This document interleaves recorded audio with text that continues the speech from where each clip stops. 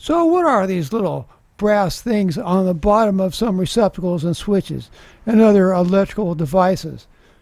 Hey, this is Bill for Sparky Channel, and today let's go over self-grounding clips. That's what those little brass items are called, and let's discuss why some of them might be differently shaped and why some receptacles and switches don't have them at all. And, of course, we're going to be going over the 2026 NEC code, and we're going to look and check and see what the NEC handbook might have to say to help us further understand them. And to help us properly understand, we'll need to know what a yoke or a strap is. The yoke, which is sometimes used interchangeably with the term strap, is a mounting means for a wiring device. The yoke of a receptacle is the frame. That is, it's the metal portion of the receptacle that is used to mount a device to the outlet box. Also, you'll need to know that the green wire in the photograph is called an equipment bonding jumper, and a self-grounding clip can be used in place of an equipment bonding jumper, or better yet, they can be used together. Here we are at the 2026 NEC 250.146, connecting receptacle grounding terminal to an equipment grounding conductor.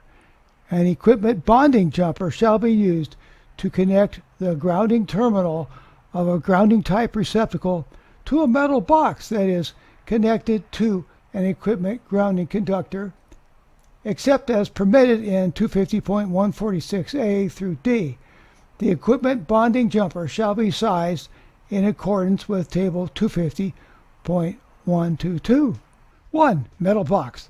A. If a metal box is mounted on the surface, the direct metal-to-metal contact between the device yoke or strap to the box shall be permitted to provide the required effective ground fault current path. B.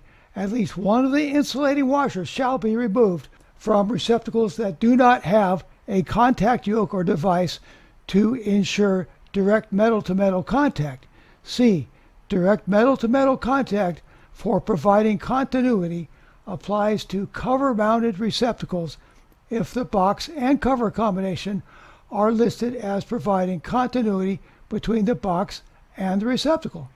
B. Contact devices or yokes. Contact devices or yokes designed and lifted as self-grounding shall be permitted in conjunction with the supporting screws to establish equipment bonding between the device yoke and flush-type boxes. Shown below is a listed self-grounding receptacle designed with a pressure spring clip, that's that right here, that secures the top upper device mounting screw to establish a bonding connection between the receptacle and a grounded metal box. This connection eliminates the need for wire-type bonding jumper installed from the grounding metal box to the receptacle grounding terminal. Such devices are listed as self-grounding and are permitted to be used for bonding a flush-mounted receptacle to a grounded metal box. So the self-grounding clips have to be designed and listed as self-grounding. Here is an example of a receptacle that is listed on the Leviton website as self-grounding. And here's another example for another Leviton receptacle on its website that is listed as self-grounding.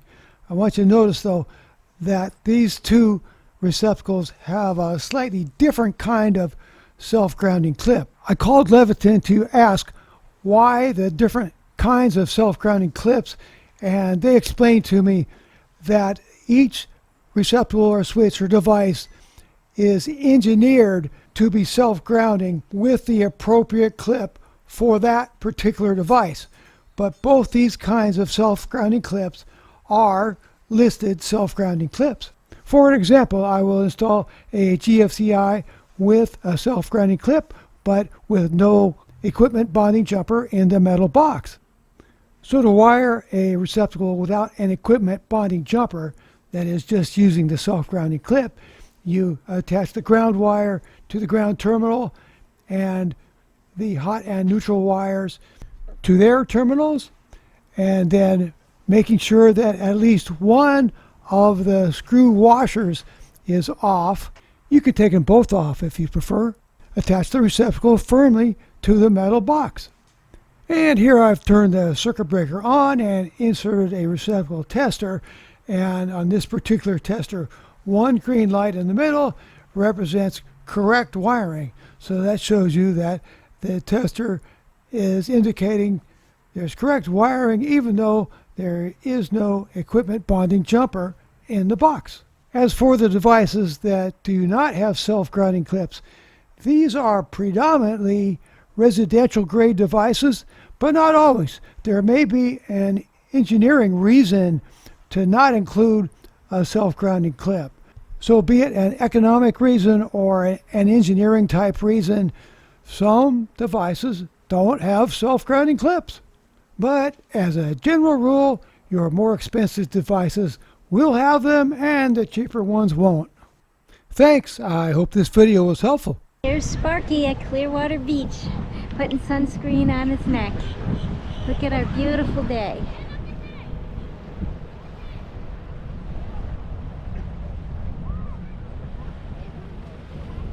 And here's the beach, and here's the pier.